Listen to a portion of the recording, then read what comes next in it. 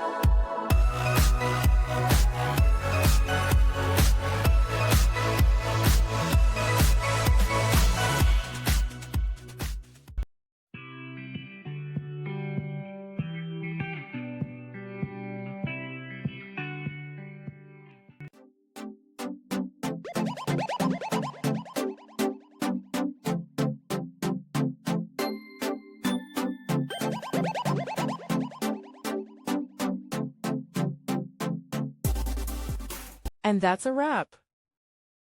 I hope you found the answer you were looking for.